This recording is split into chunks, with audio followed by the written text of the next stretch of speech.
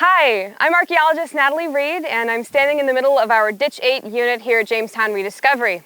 You might remember us talking about Ditch 8 when we opened the unit up back in the summer, but we finally got to do some really good digging here over the past couple of weeks, and we're just now coming down on some really interesting features.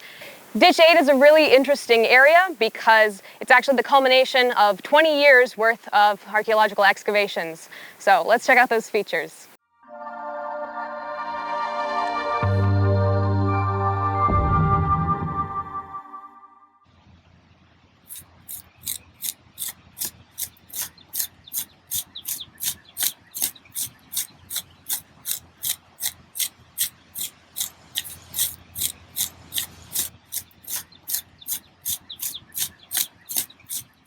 So we've got a couple different, very distinct layers going on throughout the entire unit. What I'm standing on is gravel that was put in place so that people could come and see the archaeology. This was the ground level, and it led up to where excavations were happening further south. Underneath this gravel is landscaping fill from the APVA fill-in of a bunch of earthwork fort holes that the Confederate soldiers left. So 1893, when they bought the property, they had a bunch of holes to fill in, and this is the dirt that they filled those holes in with. Underneath the landscaping fill, we have some really interesting features happening in our subsoil layers, so let's go look at them. So I'm kneeling on top of that APVA landscaping fill, and underneath it you can see this nice rich orange clay. That's our subsoil here, which is a natural deposit. When we find features at Jamestown, they're usually cutting into the subsoil. And what that means for us is that we have to sort through a bunch of different features that were put in at different time periods but are all at the same level. So one of our challenges here at Ditch 8 is figuring out not only what features we have, but also figuring out when they all date to. Archaeologist Delmas is going to walk you through some of them. Hi, I'm Delmas, an archaeologist here at Historic Jamestowne. I am in our Ditch 8 unit, and I'm actually standing right next to Ditch 8. So the features, especially in this unit, are kind of difficult to see, but Ditch 8 is directly in front of me, running in a kind of diagonal direction, and it's running through this unit into the next unit. We also, it appears, have another ditch or another feature that's coming right up next to it, potentially intersecting it. And you can actually see that really well in the soil over here. Here we have this really nice orangey subsoil right next to this feature that we have, and so we can see that because this orange subsoil, like my coworker Natalie mentioned, is a natural deposit, so it's one solid color, whereas the feature that we have is a mottled, so it has a lot of lighter inclusions in it.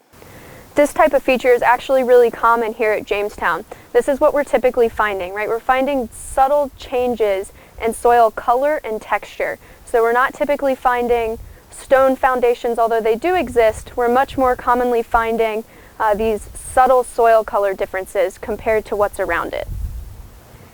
In these units, we also have burials. These burials would have been within the churchyard that would have been started being used in 1617. Burials in this area, such as this one, are very difficult for us to identify because they typically are not open for very long. They also have more redeposited subsoil, and they also do not contain very much trash, if any. Because of all of these reasons, they are very hard for us to see as we're excavating. The other feature that we have in this Ditch 8 location is a pit feature. So this pit feature is actually running underneath where I am standing. You can see that there was a cutout of it done roughly back in 2000, and in that they found some 17th century artifacts. And it actually continues underneath the gravel pathway that we've mostly removed at this point. So we're really interested to see what kind of artifacts come out of another test into this pit feature. As archaeologists, we're not only finding human disturbance, we're also finding natural disturbance. So this is a tree stump, and this tree stump, as a tree, is going to put out its roots, which is then going to mix up the soil. So we've got clay here in front of the tree stump, which is actually just disturbed by the tree roots. It's not human activity. So by finding out more about Ditch 8 in this area, we can actually figure out a lot more about the development of the fort and the land use over this whole area throughout time. Boundary ditches like Ditch 8 become really, really important around the late 16 teens because the land starts getting divided up into private property more. And as the lands change hands, so do the ditches. So ditches are useful for demarcating the bounds of private property, but they're also useful for protecting against potential destruction. So the Virginia Assembly repeatedly instructed residents to enclose their gardens and orchards due to the large amount of animals that roamed freely around the island, both wild and domesticated. So once we're able to date this segment of Ditch 8, from that we can then try and tell what structure it might have been associated with, whose property it might have outlined, and then what other features go along with that. Ditch 8, we're hoping, is going to tell us a lot more about how the fort developed from a military encampment to a bustling port city that was the capital of English North America for some time.